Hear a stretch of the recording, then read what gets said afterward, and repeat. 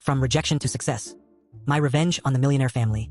I've never been rich. I come from a modest family, the kind where every dollar counts and vacations mean camping by the beach, not five-star hotels. But about a year ago, I started dating this amazing girl. Funny, smart, beautiful, and from a ridiculously wealthy family. At first, I didn't even realize it.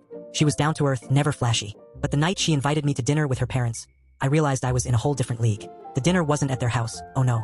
They'd booked a table at a restaurant where the menu costs more than my monthly rent. The moment I walked in, I felt out of place. Waiters in suits, silver cutlery, wine that costs a month's salary. I felt like an imposter.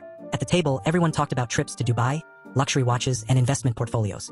I just listened, trying not to show how uncomfortable I was. And then there was this guy, a family friend. He was the classic I made it type. Custom suit, shiny watch, perfect smile. He spent the whole evening bragging about how he built his company, drove sports cars, and knew everyone in the business. At one point, my girlfriend's dad asked what I did for a living.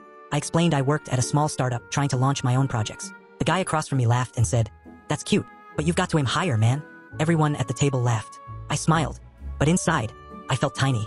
After that dinner, I could feel something had changed. My girlfriend grew distant, less present. 2 days later, she texted me, "I think we should break up. My parents just don't think we have the same ambitions." My heart broke. I kept thinking I never should have gone to that dinner.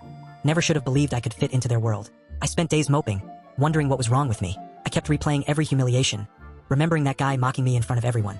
I felt ashamed, worthless. But deep down, a small voice started to grow. A voice that said, "Prove them wrong." So I threw myself into my project.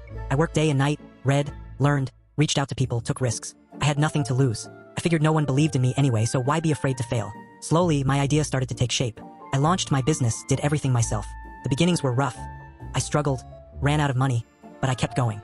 I often thought back to that dinner, to that guy who bragged about his success. I told myself that maybe, one day, I'd show him that I could make it too. That money isn't everything, and real value comes from determination.